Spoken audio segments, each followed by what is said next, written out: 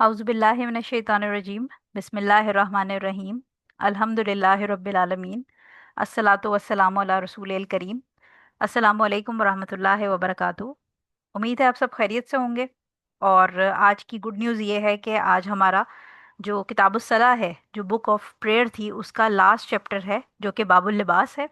इंशाल्लाह आज हमारा ये जो पूरा एक बड़ा चंक था बुलुगुल मराम की, जो उर्दू में हमारे पास, आपके पास जो पीडीएफ है या हार्ड कॉपीज हैं, उसका जिल्द एक यानी जिल्द अव्वल जो है, उसका एक बड़ा चंक था जो कि किताबुस सलाह का था।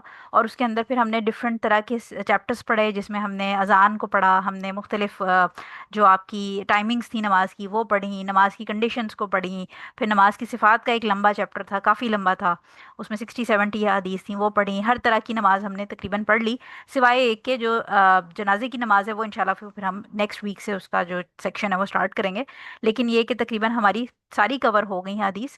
और एक बात आपने याद ये रखनी है कि जो बुलुगुल मराम है उसके अंदर ऐसा नहीं है कि हाफिज़ इब्न हजर ने नमाज से रिलेटेड जितनी अहादीस हैं, जो आपकी जितनी हदीस की किताबें हैं, वो सारी नहीं जमा की। तो ऐसा नहीं है कि अगर हमने किताबुस्सलाह पढ़ी है तो जो हदीस इसके अंदर नमाज की हैं बस वही हदीस हैं। इसके अलावा टन्स एंड टन्स ऑफ हदीस हैं जो दूसरी किताबों में भी हैं। लेकिन जैसे मैं अभी क्लास स्टार्ट करने से पहले भी ये बात बता रही थी कि ये वो किताब है बुलुगुल मराम, जिसको आपके जो हनफीज, शाफी, मालिकी और हम्बली, ये चारों जो इस्लामिक जूरिस्प्रूडेंस के स्कूल्स हैं, उनके टॉप स्कॉलर्स और जो एडवांस स्टूडेंट ऑफ नॉलेज हैं वो यूज़ करते हैं। इसमें से अहादीस जो उनको चाहिए होती हैं, जो भी टॉपिक होता है, कोई किसी रूलिंग के अंदर या किसी फतवे के अंदर जो ज़रूरत होती है, तो वो रेफर बैक करते हैं इस किताब को। सो आज हम इंशाल्लाह बाबुल लिबास स्टार्ट करने लगे। पहली चीज़ तो ये समझ लीजिए कि बाबुल लिबास जो है, वो अपेरेंटली ऐसा लगता है कि किताबुस्सलाह में इसका क्या काम है। बहुत सारी जो किताबें हैं हदीस की, उसके अंदर ये एक सेपरेट सेक्शन होता है जो बुक ऑफ क्लोथिंग का सेक्शन होता है, या जो किताबुल लिबास के नाम से सेक्शन होता है। लेकिन हाफिज इब्न हजर ने इसको सलाह वाले सेक्शन के अंदर इसलिए डाला है क्योंकि इसके अंदर हम ऑब्वियसली सारी क्लोथिंग से रिलेटेड हम हदीस इसमें नहीं पढ़ रहे।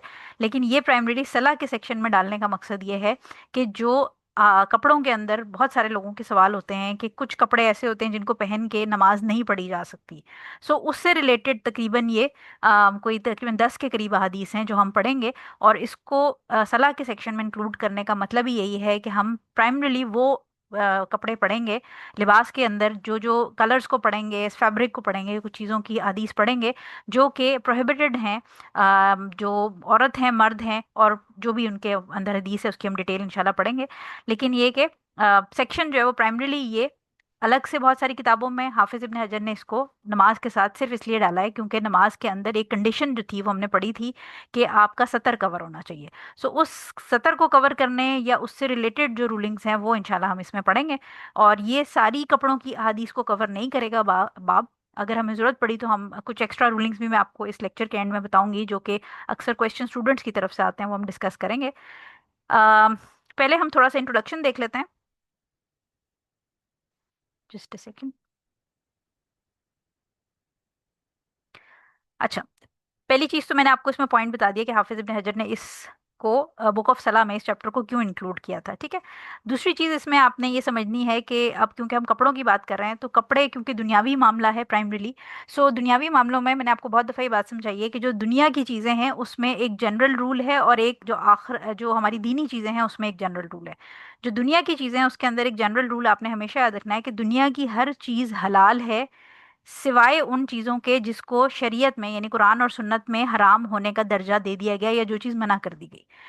इसका मतलब ये है कि दुनिया की हर चीज़, चाहे वो खाना पीना है, चाहे वो कपड़े हैं, चाहे वो जेवर है, चाहे कोई भी चीज़ है, दुनिया की जो आसाइशें हैं वो हर चीज़ हलाल है, एक्सेप्ट दोज जिसके अंदर आपको शरीयत के अंदर, चाहे वो कुरान या सही हदीस के अंदर अथेंटिकली उसको हराम या प्रोहिबिशन का ऑर्डर आ गया है। ठीक है, ये दुनिया की चीज़ों के ऊपर एक रूलिंग है जनरल। इसी तरह जो इबादत के मामलात हैं, इबादत के मामलात में आपने ये याद रखना है कि इबादत के मामले में हर इबादत हराम है, सिवाय उसके जिसका एविडेंस हमें कुरान और सही हदीस के अंदर मिले। ठीक है, यानी ऑपोजिट है ये आपकी। दुनिया के मामले में हर चीज़ हलाल है एक्सेप्ट जिसका आपको प्रोहिबिशन का कुरान या हदीस के अंदर एविडेंस मिले।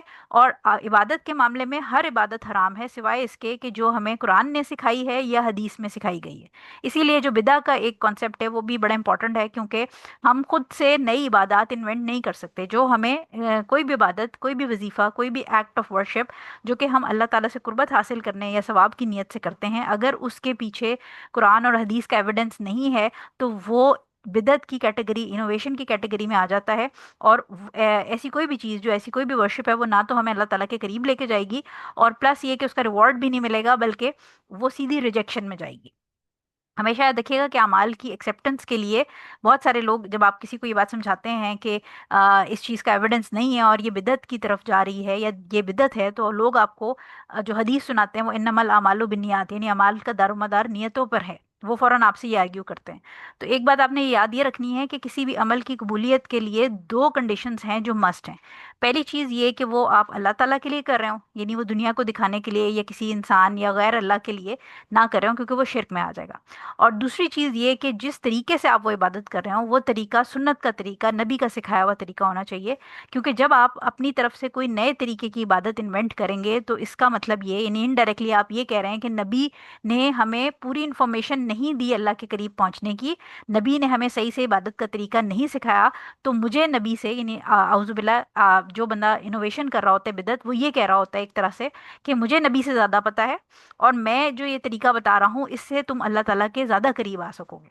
सो लिहाजा जितने भी वज़ाइफ या इस किस्म की जो भी एक्टिविटीज़ होती हैं जिनके पीछे अथेंटिक हदीस या कुरान का रेफरेंस नहीं है, वो बिदत में आएंगी और वो स्ट्रेट अवे रिजेक्ट हो जाती हैं। अल्लाह ताला उनको एक्सेप्ट नहीं करता। आपकी नीयत जितनी मर्जी अच्छी है, लेकिन नीयत के साथ जो तरीका है इबादत का वो सुन्नत का तरीका होना चाहिए। अगर नबी ने वो चीज़ नहीं सिखाई तो वो चीज़ आपको कभी भी अल्लाह ताला के करीब नहीं ले जा सकती। सो ये बात बताने का मकसद ये था कि जो क्लोथिंग है वो क्योंकि दुनिया की चीज़ है, तो लिहाजा कपड़े जनरली परमिसिबल हैं पहनना, जैसे खाना परमिसिबल है, जैसे दुनिया के और मामला परमिसिबल हैं। लेकिन कपड़ों के अंदर हम जो आज हदीस पढ़ेंगे उसको आप ये देखिएगा कि स्पेसिफिक हदीस हैं जो कि आपको बताएंगी कि कौन सा कपड़ा मना है पहनना। यानी जनरल क्लोथिंग परमिसिबल है, लेकिन उसके अंदर कुछ स्पेसिफिक चीज़ें हैं जो मना कर दी गई हैं। ठीक है। अब क्लोथिंग के अंदर जो मना की गई हैं उसमें कुछ कपड़े हैं जो कि दोनों जेंडर्स, यानी औरत मर्द दोनों के लिए मना की गए हैं, कुछ हैं जो कि सिर्फ मर्दों के लिए मना की गई हैं, और कुछ हैं जो कि सिर्फ खवातीन के लिए मना की गई हैं। मर्दों के लिए क्या क्या चीज़ें मना है, ये आपको मैं एक जनरल ओवरव्यू दे रही हूँ, फिर हम आगे हदीसों पे जब जाएंगे तो आप ये इसको रिलेटेड हदीसें भी इसकी पढ़ सुन लेंगे। जो मर्दों के लिए प्रोहिबिशन है वो सिल्क की है। ठीक है, यानी रेशम जो है, प्योर रेशम, सिंथेटिक की बात नहीं हो रही, प्योर रेशमी लिबास जो है वो, या फैब्रिक किसी किस्म का यूज़ करना वो ममनू है। इसी तरह लाल रंग पहनना, प्योर रेड कलर पहनना मर्दों के लिए ममनू है। इसी तरह सेफ्रॉन कहते हैं, जैसे आपने हिंदूज को देखा होगा, उनका एक स्पेसिफिक ऑरेंज सा कलर होता है, जो कि जाफरानी रंग कहलाता है बेसिकली डाई के अंदर। बुद्धिस्ट जो इनके मॉन्क्स होते हैं उनको भी आपने देखा है कि वो ऑरेंज से कलर का एक उन्होंने कपड़ा लपेटा होता है, चादर सी, या उसकी आप नीचे देखें कि वो लुंगी सी भी होती है। सो ये जो कपड़े होते हैं, या हिंदूज में स्पेशली आपने देखा है कि वो अपने गर्दनों में स्कार्फ मर्द हजरात जो हैं वो डाल के रखते हैं अक्सर, जो बड़े प्रैक्टिसिंग हिंदूज होते हैं। सो वो सेफ्रॉन होता है, तो वो मुसलमानों को, मर्दों को वो रंग पहनना मना है। इसी तरह कोई भी ऐसा कपड़ा पहनना मर्दों को मना है जो कि औरतों से मुशाबियत दे।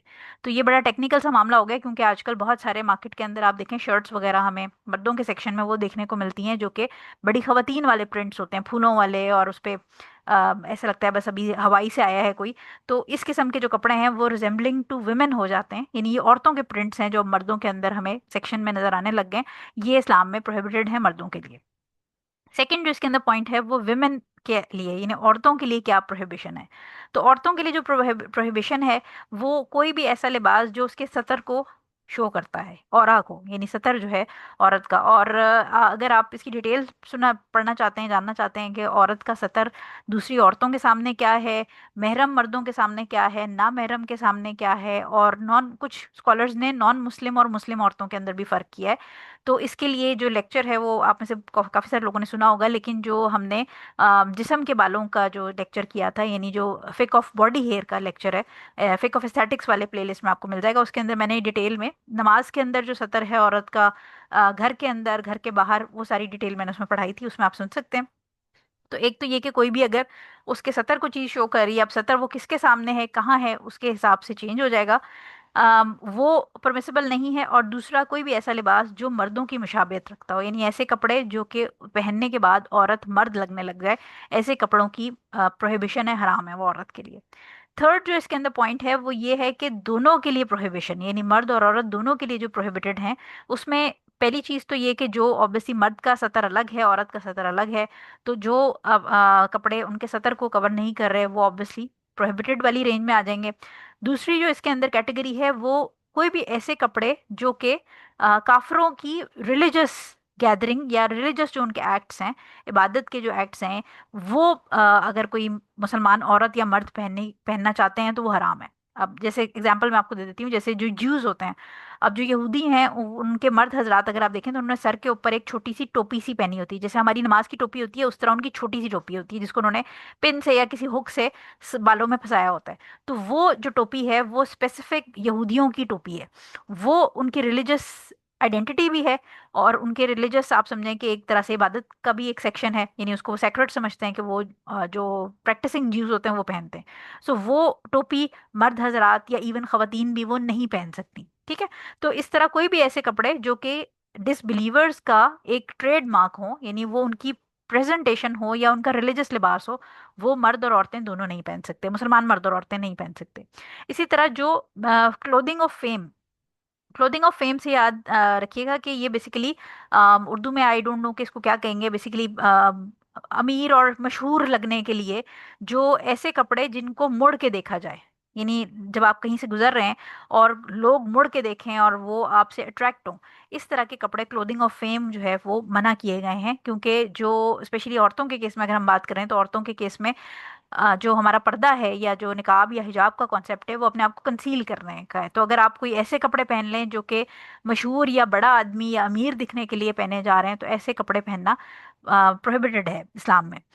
इसके अलावा एक और चीज़ आपने याद ये रखनी है कि जो हिजाब या निकाब वगैरह है, क्योंकि बहुत सारे लोग इसके ऊपर आर्ग्यू ये करते हैं कि इसका मतलब है कि अगर कोई नॉन मुस्लिम कंट्री में खातून रह रही हैं तो वो हिजाब या निकाब ना पहने, क्योंकि ऑब्वियसली जब आप हिजाब निकाब पहन के यूएस या यूके या न्यूजीलैंड या इस टाइप की जगहों पे जो नॉन मुस्लिम कंट्रीज हैं वहाँ जाते हैं तो लोग मुड़ के देखेंगे आपको। वैसे तो खैर अब बहुत ज़्यादा लोग वहाँ पर भी पहनने लगे हैं, लेकिन स्पेशली जैसे हम फ्रांस की अब एग्जाम्पल ले लें या कोई इस तरह की जगह जहाँ पर इस्लामोफोब बहुत ज़्यादा हैं, सो ऐसी जगहों पे बहुत सारे लोग मुड़ के देखेंगे। तो आपने ये याद रखना है कि जो मुड़ के देखने वाला कॉन्सेप्ट है या एक standing out in the crowd वाला कॉन्सेप्ट है, ये इस्लामिक कपड़ों पे नहीं लगेगा। यानी अगर आप किसी भी नॉन मुस्लिम कंट्री में रह रहे हैं तो ये इसका मतलब ये नहीं है कि अगर आप हिजाब पहनेंगे और आप स्टैंड आउट करेंगे तो आप हिजाब पहनना छोड़ दें, नो। कोई भी चीज़ जो शरीयत के अगेंस्ट जा रही है वो आप जहाँ भी रहेंगे वो आप नहीं फॉलो कर सकते। आपने शरीयत का जो ड्रेस कोड है वो हर जगह फॉलो करना है, वो हिजाब की फॉर्म में या मर्दों के लिए लूज कपड़े, यानी किसी ऐसे मुल्क में अगर आप चले जाएं जहाँ पर ये कहा जाता है कि मर्द फिटिंग वाले कपड़े पहनते हैं और अगर कोई मर्द लूज कपड़े पहनेगा तो वो स्टैंड आउट करेगा क्राउड में, तो ऐसी जगह पर इसका मतलब ये नहीं है कि आप स्टैंड आउट ना करने के लिए फंसे हुए कपड़े या फिटिंग वाले कपड़े पहनना शुरू कर दें, क्योंकि उसमें मर्द का भी एक सतर है जो कि प्रोमिनेंट नहीं होना चाहिए। सो लिहाजा जो इस्लामिक ड्रेस कोड है वो हर जगह सेम अप्लाई होगा, उसमें आप ये नहीं कह सकते कि मैं अगर नॉन मुस्लिम्स के बीच में या आप कहीं बीच पे जाके खड़े हो जाएं जहाँ पर सारी खवातीन ने स्विम सूट पहना और आप कहें कि मैं वहाँ अगर हिजाब करूंगी तो मैं स्टैंड आउट करूंगी, तो ऐसी जगह पे आपने फिर भी अव्वल तो खैर ऐसी जगह पे जाने की जरूरत ही नहीं है, लेकिन अगर आप गलती से किसी मसले की वजह से वहाँ पहुंच भी गए हैं तो वहां पर आप अपना हिजाब नहीं उतार सकते जस्ट टू फिट इन, ठीक है। लास्ट जो इसमें पॉइंट है वो इम्पॉर्टेंट चीज़ ये कि सलाह के लिहाज से जो इनवैलिड होने वाली चीज़ें, यानी जो आपकी नमाज को इनवैलिड कर देगी, कपड़ों के अंदर कौन सी ऐसी चीज़ है जो आपकी नमाज को इनवैलिड कर देगी, उसमें जो मेन पॉइंट है वो ये कि अगर आपके कपड़े आपके सतर को कवर नहीं कर रहे। जैसे खवातीन के मामले में अगर मैं ये बात करूं तो खवातीन में आपकी सिर्फ हाथों की कलाई से ऊपर सारा एरिया ढका हो, यानी सिर्फ आपके हाथ खुले हो सकते हैं नमाज में और आपका चेहरा खुला हो सकता है नमाज में, ठीक है। मैंने आपको नमाज की जो हमने कंडीशंस और मुख्तलिफ जो पीछे अहादीस पढ़ी हैं उसमें ये बताया था कि पाँव कवर रखना ज़रूरी है नमाज के लिए। सो लिहाजा अगर औरत का हाथ और फेस के अलावा कोई और जगह खुली हुई है और उसका और यानी ये सारा उसका नमाज में सतर है, अगर कोई जगह खुली हुई है तो उसकी नमाज नहीं होगी। इसी तरह अगर उसका जो भी उसने नमाज की चादर या बाया या हिजाब जो भी चीज़ पहनी हुई है वो सी थ्रू है, उसमें से उसका जिस्म या उसके बाल नजर आ रहे हैं, तब भी उसकी नमाज इनवैलिड हो जाएगी। इसी तरह अगर उसका ड्रेस बहुत फिटिंग वाला है, यानी उसने ऊपर से नमाज की चादर या अबाया नहीं पहना, बहुत सारी खवातीन हैं जो जीन्स टॉप उन्होंने पहनी हुई होती है और टॉप की स्लीव्स तो पूरी होती हैं, लेकिन जीन्स जो है वो फंसी हुई होती है, और उसके साथ ही वो खड़े होके सर पे स्कार्फ लपेट के नमाज पढ़ना शुरू कर देती हैं। तो ये बात याद रखिएगा कि ऑरा कवर करने के लिए सिर्फ कपड़े का होना जरूरी नहीं है, कपड़े का खुला होना जरूरी है और ओपेक होना जरूरी है, नहीं वो सी थ्रू ना हो। उसकी रीजन ये है कि जब आप जीन्स पहनते हैं तो उसके अंदर आपके जो बॉडी के कर्व्स हैं ये नजर आ रहे होते हैं। तो ये वो कैटेगरी होती है औरतों की जिसके बारे में हुजूर सल्लल्लाहु अलैहि वसल्लम ने कहा कि जो जहन्नुम में औरतें हुजूर सल्लल्लाहु अलैहि वसल्लम ने देखी थी, और उनके बारे में उन्होंने फरमाया था कि दे वर ड्रेस्ड येट नेकेड, यानी उन्होंने कपड़े पहने हुए थे वो तब भी बरहना थी। तो वो किस किस तरह कपड़े पहनने के बावजूद बरहना थी? क्योंकि वो कपड़ों में फिटिंग इतनी ज्यादा होती है कि जो जिस्म के कर्व्स हैं वो सारे पता चल रहे होते हैं। सो लिहाजा नमाज को इनवैलिड कर देगी कोई भी क्लोथिंग जो कि आपके सतर को फिजिकली कवर नहीं कर रही, या वो आपके सतर को फिजिकली कवर कर रही है लेकिन वो इतनी बारीक है कि उसमें से सारा जिस्म या आपके बाजू या आपके बाल नजर आ रहे हैं। Excuse me. या फिर ये कि वो इतनी फिटिंग में है कि उससे आपकी बॉडी के कर्व्स सारे पता चल रहे हैं। इसीलिए कहा जाता है कि नमाज के लिए स्पेशली आप या तो एक अबाया रखें, या आप नमाज की चादरें जो बड़ी फुल लेंथ की होती हैं, टखनों तक आपकी या पाँव तक आने वाली चादरें, डिपेंड करता है आप अपनी हाइट के हिसाब से ले लें। तो वो खुली चादरें होती हैं और वो आपको पूरा कवर कर लेती हैं, तो उसमें आपका सतर खुलने का कोई चांस नहीं है जिससे नमाज इनवैलिड हो जाएगी। ठीक हो गया। अच्छा, इसके अंदर एक और क्वेश्चन जो बहुत इंपॉर्टेंटली अक्सर पूछते हैं लोग, जैसे कपड़े किसी ने पहने हैं जिसपे बटरफ्लाईज बनी हुई हैं या उसके ऊपर कोई जानदार बर्ड्स बने हुए हैं, एनिमल्स बने हैं। तो बहुत सारे खवातीन स्पेशली ये सवाल पूछती हैं कि क्या हमारी नमाज ऐसे कपड़ों में हो जाएगी? तो आपने ये याद रखना है कि ऐसे कपड़ों का जिसपे जानदारों की तस्वीरें बनी हो वो पहनना ममनू है, प्रोहिबिटेड है, बेसिकली हराम है। क्योंकि जो तस्वीरें हैं लिविंग, हमने ये बात की थी कि घर में फरिश्ते जो आपकी रहमत के फरिश्ते हैं वो दाखिल नहीं होते जिस घर में तस्वीरें होंगी। तो ऐसे कपड़े पहनना और खरीदना दोनों ममनू है, यानी आप जब खरीदेंगे तो पहनेंगे भी ऑब्वियसली, लेकिन ऐसे कपड़ों में नमाज हो जाएगी, आपकी नमाज इनवैलिड नहीं होगी। नमाज इनवैलिड करने के लिए सिर्फ कपड़ों का पूरा ना होना शर्त है, यानी आपका सतर अगर कवर हो रहा है और ट्रांसपेरेंट नहीं है उसके ऊपर, यानी अगर आपने उन कपड़ों के ऊपर नमाज की चादर पहन ली है और आपकी चादर ने पूरा आपको ऊपर से नीचे तक ढक लिया है, तो उन कपड़ों में नमाज हो जाएगी, लेकिन आपको वो कपड़े पहनने का गुनाह मिलेगा। तो ये बड़ा एक इंपॉर्टेंट क्वेश्चन है जो कि यंग बच्चियां स्पेशली जो नाइट सूट्स वगैरह होते हैं उसके ऊपर बटरफ्लाईज बनी होती हैं, स्पैरोज, मुख्तलिफ कैट्स बनी होती हैं, डॉग्स बने होते हैं, प्रिंट होते हैं, तो ये पहनना इटसेल्फ एक गुनाह है, प्रोहिबिटेड है। लेकिन अगर आप इसको पहन रहे हैं और उसके ऊपर आपने अबाया पहन लिया है या नमाज की चादर पहन ली है और आपका जिस्म पूरा ऊपर से नीचे तक ढक गया है, तो फिर आपकी नमाज वैलिड है, but you will be sinful. ठीक हो गया। अब आ जाते हैं हम पहली हदीस पे। Just a second. हदीस नंबर 415 पे आ जाए। पीडीएफ अपने अपने देख लीजिए। हजरत अबू आमिर अशरी रजी अल्लाह ताला अन्हो से रिवायत है कि रसूल सल्लल्लाहु अलैहि वसल्लम ने फरमाया, मेरी उम्मत में लाजमन कुछ ऐसी कौमें होंगी जो जिना और रेशम को हलाल समझेंगी। इसे अबू दाऊद ने रिवायत किया और इसकी असल बुखारी में है। बड़ी इंपॉर्टेंट ये हदीस है, और ये हुजूर सल्लल्लाहु अलैहि वसल्लम इसमें इंफॉर्मेशन दे रहे हैं। ऑब्वियसली अल्लाह ताला ने हुजूर सल्लल्लाहु अलैहि वसल्लम तक ये बात पहुंचाई है, क्योंकि हुजूर सल्लल्लाहु अलैहि वसल्लम को गैब का इल्म नहीं था। लिहाजा हुजूर सल्लल्लाहु अलैहि वसल्लम ये इन्फॉर्म कर रहे हैं फ्यूचर के बारे में, एक चीज़ जो कि आने वाले, यानी हुजूर सल्लल्लाहु अलैहि वसल्लम के वक्त में नहीं थी, आने वाले वक्तों के अंदर वो बता रहे हैं कि मेरी उम्मत में से कुछ लोग ऐसे होंगे जो जिना और रेशम को हलाल करार दे देंगे। अच्छा, अब इसके अंदर कहीं पर भी ये मेंशन नहीं है कि रेशम जो है वो हराम है। इस अगर आप वर्ड्स में देखें तो इस हदीस के अंदर कहीं पर भी ये नहीं बताया जा रहा कि रेशम हराम है। लेकिन इसमें दो पॉइंट आपने ये देखने हैं कि जब हुजूर सल्लल्लाहु अलैहि वसल्लम ये कह रहे हैं कि मेरी उम्मत के कुछ लोग ऐसे होंगे जो जिना और रेशम को हलाल कर देंगे, तो हलाल कर देंगे का मतलब ये है कि ऑलरेडी वो चीज़ हराम है और उसको हलाल कर दिया जाएगा, यानी वो लोग उसको हलाल समझना शुरू कर देंगे या उसकी जो हुर्मत है या उसकी प्रोहिबिशन है उससे डिनाई करना शुरू कर देंगे। और दूसरा पॉइंट ये कि किसी भी हदीस के अंदर जब आप देखें कि दो चीज़ों को साइड बाय साइड कोट किया जा रहा हो, तो एक चीज़ दूसरे के ऊपर ऑटोमेटिकली उसका आप समझें कि सेम वेटेज होती है। यानी यहाँ पर जिना के साथ रेशम को कंपेयर किया जा रहा है, यानी दोनों चीज़ों को हदीस के अंदर साइड बाय साइड लाया गया है। तो जब जिना की बात की गई तो जिना के ऊपर किसी भी मुसलमान की सेकंड ओपिनियन नहीं है कि ये हराम नहीं है। एवरीबडी नोज, और इसके अंदर कहीं पर भी स्कॉलर का कोई कॉन्फ्लिक्ट या किसी इंसानों के दिमाग में ज़रा सा भी 0.001% भी ये नहीं आता कि जिना हराम है। सो लिहाजा इस हदीस के अंदर ये बात बताई जा रही है कि हुजूर सल्लल्लाहु अलैहि वसल्लम वार्न कर रहे हैं या बेसिकली इन्फॉर्म कर रहे हैं आगे आने वाले वक्तों में कि मेरी उम्मत के कुछ लोग ऐसे होंगे जो जिना और जो रेशम है उसको हलाल कर देंगे। अच्छा, अब इसकी जो डिटेल हदीस है वो हमें मिलती है सही बुखारी के अंदर, और हदीस का नंबर है 5590।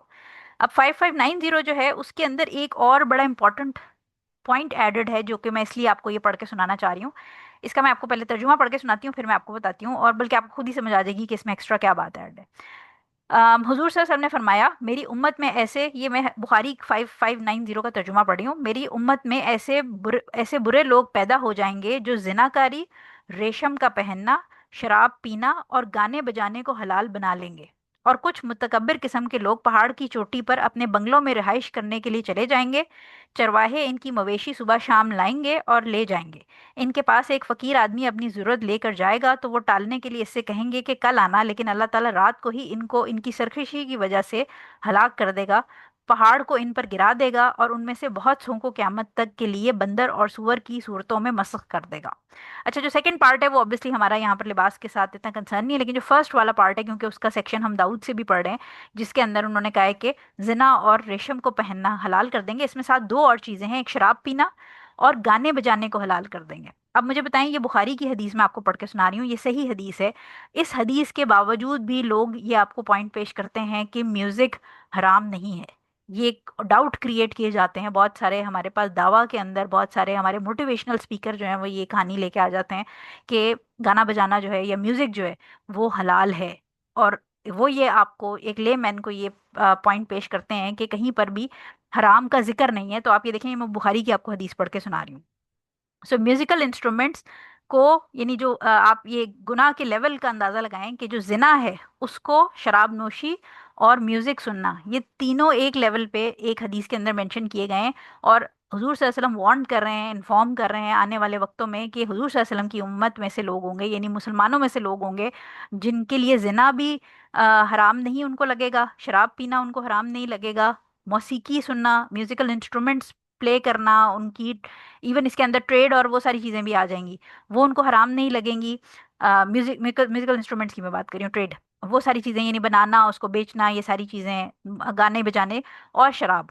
तो अगर हम अपने इर्द गिर्द नज़रें दौड़ाएं तो ये सारी चीज़ें हमें बहुत खुली सरेआम अपने इर्द गिर्द, ना सिर्फ नॉन मुस्लिम कंट्रीज़ में मुसलमानों के दरमियान नज़र आती हैं, बल्कि मुसलमान कंट्रीज़ के अंदर भी मुसलमानों के दरमियान ये हुजूर सल्लल्लाहु अलैहि वसल्लम की जो एक इंफॉर्मेशन है या उन्होंने जो इन्फॉर्म किया था वो सच होती नजर आती है। और बहुत सारे लोग आपको मिंबर पे बैठ कर ये बातें करते नजर आएंगे, स्टेजेस के ऊपर बैठ के, कि म्यूजिक जो है वो इस्लाम में हराम नहीं है। तो जब आपको यहाँ पर सही हदीस मिल गई तो इसके बारे में फिर अगर कोई जानते बूझते इस बात को डिनाई करता है तो फिर आप सोच लें कि वो किस एजेंडे पे काम कर रहा है।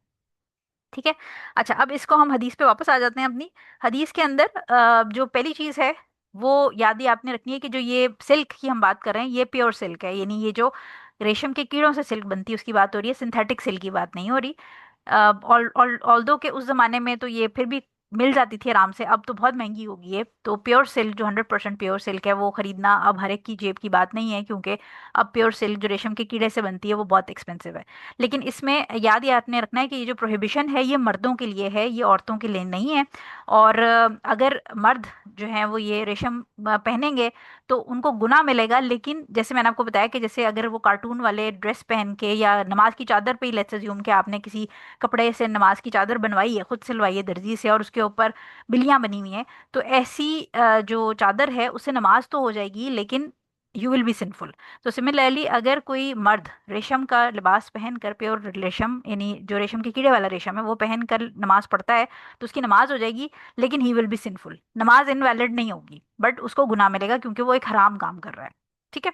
सेकेंड पॉइंट इसके अंदर आपको याद ये रखना है कि अगर कोई शख्स जो चीज़ इस्लाम के अंदर हलाल है, जो चीज़ हराम है सॉरी, उसको हलाल कह देता है या कर लेता है, तो वो इस्लाम के दायरे से खारिज हो जाता है।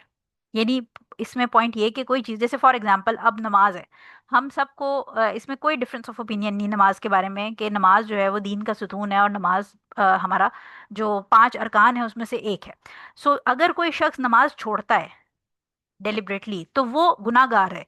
लेकिन अगर कोई शख्स ये कहता है कि नमाज फर्ज ही नहीं है और नमाज तो जरूरत ही नहीं है पढ़ने की, तो वो शख्स फिर दायरा इस्लाम से खारिज हो जाएगा। ठीक है, यानी इसमें फर्क है, एक शख्स जो है वो ये जानता है कि नमाज जरूरी है पढ़ना, लेकिन वो नहीं पढ़ रहा, वो गुनाहगार है, वो दायरा इस्लाम से खारिज नहीं होगा। लेकिन अगर कोई शख्स ये कह रहा है कि नमाज ज़रूरी नहीं है या नमाज फ़र्ज ही नहीं है या नमाज की कोई स्टेटस ही नहीं है, वो दायरा इस्लाम से खारिज हो जाएगा। लेकिन इसमें ख्याल आपने ये रखना है, क्योंकि अभी आप बड़े बेसिक लेवल की चीज़ें पढ़ रहे हैं, या हम सभी कोई इतने, अभी ये बहुत जो तकफीर का मामला है, किसी को काफिर करार देना, ये एक बड़े एडवांस स्कॉलर के करने का काम है, ये मेरा आपके करने का काम नहीं है। सो इसमें बड़ा केयरफुल रहना है, क्योंकि आजकल हम ये देखते हैं कि सोशल मीडिया पे किसी को काफिर बुलाना या किसी को तकफीर का फतवा देना, हर जो सोशल मीडिया यूजर है उसने अपना फर्ज समझ लिया है। तो इजीली आप ये देखें कि बड़े बड़े आपको यूट्यूबर्स मिलेंगे जिनका कोई बहुत ज़्यादा लंबा चौड़ा स्कॉलरली बैकग्राउंड या एजुकेशनल इस्लामिक एजुकेशन का बैकग्राउंड नहीं है, लेकिन वो बड़े इजीली बैठ के दूसरे यूट्यूबर को या किसी और को बैठ के जो काफिर होने का है वो फतवा दे देते हैं। तो इसमें बड़ा केयरफुल रहना है। ये जो मामला है ये बड़ा सेंसिटिव मैटर है, तो इसके अंदर मुझे और आपको इंटरफेयर नहीं करना है। जस्ट आपकी नॉलेज के लिए ज़रूरी है कि अगर कोई शख्स इस तरह हराम चीज़ को हलाल करार देता है तो वो दायरा इस्लाम से खारिज हो जाएगा, लेकिन उसके ऊपर जो तकफीर का फतवा है या जो रूलिंग लगेगी, वो किसी स्कॉलर प्रॉपर जो होता है वो उससे बाकायदा इंटेरोगेट करेगा, उससे सवाल जवाब पूछेगा और उसकी बेसिस पे फिर उसके ऊपर फतवा दिया जाता है।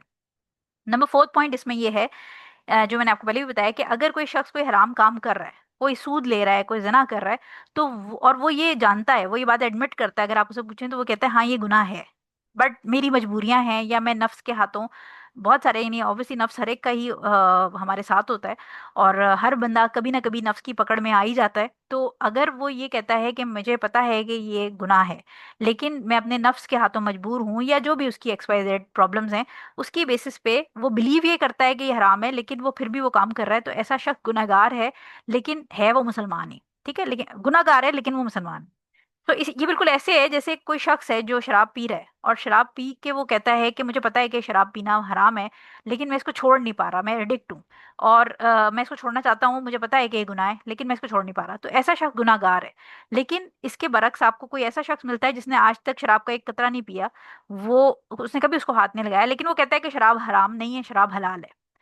तो ऐसा शख्स गुनाहगार नहीं है, ऐसा शख्स इस्लाम के दायरे से ही निकल गया, जिसने किसी ऐसी चीज का इनकार कर दिया हराम होने का, जो कि जिसके ऊपर आप समझें कि हमारे पास अथेंटिक एविडेंस है, या उम्मत के जो स्कॉलर्स हैं उनका इजमा है, यानी हमारे पास कुरान में हदीस में इसका एविडेंस मौजूद है, या उम्मत के जो उलमा है उनका इजमा है, उसके अगेंस्ट अगर वो जाता है तो वो फिर दायरा इस्लाम से खारिज हो जाएगा। अच्छा, इसमें एक लास्ट रूलिंग ये है कि अगर कोई शख्स कंफ्यूज है, या वो जाहिल है, इग्नोरेंट है, या वो डाउटफुल है, मतलब वो उसको पता है कि ये चीज़ गुनाह है लेकिन वो कंफ्यूज हो जाता है, यानी लोग उसको, आप देखें इस वक्त सोशल मीडिया पे भी अगर आप देख लें कि कोई अगर एक मुफ्ती भी कोई फतवा देता है तो उसके नीचे जो कीबोर्ड वॉरियर्स हैं वो अपने 10 फतवे निकाल के पॉइंट्स निकाल देते हैं। तो अगर कोई ऐसा शख्स है जो कंफ्यूज है, जो डाउटफुल है, उस केस में कि अगर कोई चीज़ हराम हलाल के अंदर उसको डाउट है, तो उसको फिर बताया जाएगा, उसको सिखाया जाएगा, उसकी कन्फ्यूजन को क्लियर की जाएगी, और उसके ऊपर डायरेक्ट रूलिंग्स नहीं अप्लाई होती, क्योंकि वो जाहिल भी हो सकता है, वो कंफ्यूज भी हो सकता है कि उसको कोई ऐसा शख्स मिला ही नहीं जिसने आज तक उसको सही से बैठ के उसकी बात समझ के उसको बात समझाई हो। तो for me and for you, अगर हमारे पास कोई ऐसी सिचुएशन आती है जिसके ऊपर हमारे 100% नॉलेज अथेंटिक हमारे पास है, तो हमारा फर्ज है कि हम उस शख्स को वो पॉइंट क्लियर करें। वो पॉइंट क्लियर करने से बहुत दफ़ा ऐसा होता है कि अगले शख्स को जब आप अथेंटिक नॉलेज देते हैं तो वो बात मान जाता है और वो उस मसले को समझ जाता है। तो ऐसे केस में, जाहिल के केस में, आपको फिर उसको समझाना पड़ता है, उसकी कंफ्यूजन क्लियर करने की कोशिश करनी होती है। ठीक हो गया। हदीस नंबर 416 हमारे पास है, हुजैफा रजी अल्लाह ताला अन्हो से। ये रिवायत करते हैं कि रसूल सल्लल्लाहु अलैहि वसल्लम ने हमें सोने चांदी के बर्तनों में खाने पीने, बारीक और गाढ़ा रेशम पहनने और इन पर बैठने से मना फरमाया है। बुखारी की ये हदीस है। इसके अंदर जो इंपॉर्टेंट पॉइंट है, आपने गोल्ड एंड सिल्वर वेसल्स, मैंने आपको बाबुल आनिया जब पढ़ाया था तो उसमें हम उसकी डिटेल पढ़ चुके थे, ठीक है। तो उसमें जो हमने गोल्ड एंड सिल्वर वेसल्स के अंदर खाने पीने की ममानियत डिस्कस की थी बड़ी डिटेल में। अब इसके अंदर जो इंपॉर्टेंट पॉइंट है वो हमें ये बात पता चलती है कि जो प्योर सिल्क है, मैं आपको बार बार प्योर सिल्क कह रही हूँ, सिंथेटिक सिल्क इसके अंदर नहीं आता। आदमी जो है वो प्योर सिल्क नहीं पहन सकते, और ना सिर्फ पहन नहीं सकते बल्कि प्योर सिल्क की बेडिंग्स भी यूज नहीं कर सकते, यानी तकिया, चादर, क्विल्ट कवर्स, इस किस्म की चीजें वो नहीं यूज कर सकते। सिल्क, प्योर सिल्क जो रेशम के कीड़े से बना, अगेन वही बात है कि ये जो चीजें हैं ये अब इस कदर एक्सपेंसिव हो गई हैं, प्योर प्योर 100% जो आपका सिल्क वर्म सिल्क है, वो पिलो कवर और जो उसकी बेड शीट्स होंगी, उसके क्विल्ट कवर्स होंगे, बेडिंग्स होंगी, वो बहुत एक्सट्रीमली एक्सपेंसिव होंगी। तो ये उन चीज़ों की बात हो रही है जो 100% प्योर हैं, कि वो मर्द ना वो पहन सकते हैं और ना इस तरह की वो बेडिंग्स यूज कर सकते हैं, यानी उन वो सो नहीं सकते, ऐसी पिलोज या ऐसे कुशंस नहीं इस्तेमाल कर सकते। ठीक है, क्योंकि यहाँ पर आप देखें कि वेयरिंग और सिटिंग अपॉन सिल्क और ब्रोकेड, ब्रोकेड भी एक टाइप होती है सिल्क की जिसमें हल्का सा थोड़ा शाइन ज्यादा होता है।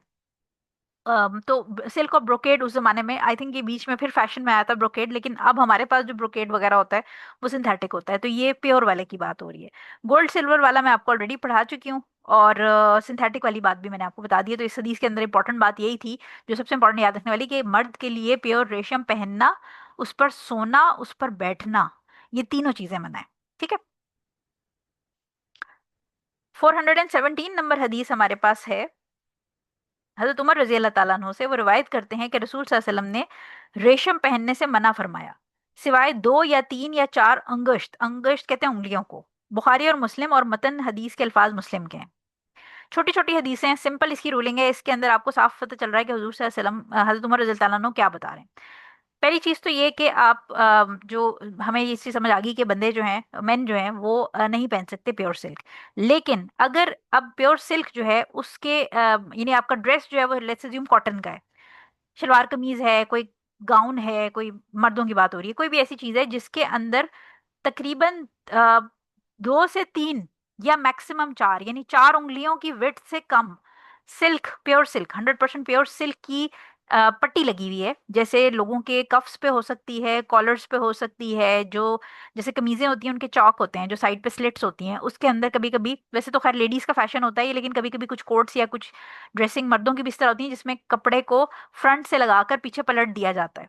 तो अगर ऐसी चीजें हेम वगैरह है, कफ्स हैं, कॉलर्स हैं, जिसमें 2 से 4 उंगलियों की चौड़ाई, यानी आप अगर अपनी अभी लेक्चर के बीच में अगर आप अपनी उंगलियां जोड़ें, 4 उंगलियां जोड़ें, तो इतनी चौड़ाई मैक्सिमम परमिसिबल है। अगर ये मर्दों के कपड़े में इस तरह की कोई पट्टी लगी हुई है गर्दन पे या बाजू पे या नीचे दामन वगैरह वाली साइड पे, तो वो परमिसिबल है। ठीक है, तो इससे हमें इंपॉर्टेंट रूलिंग ये पता चलती है कि अगर स्ट्रिप हो उसमें पतली पतली कपड़े के अंदर प्योर सिल्क की, तो वो परमिसिबल है पहनना।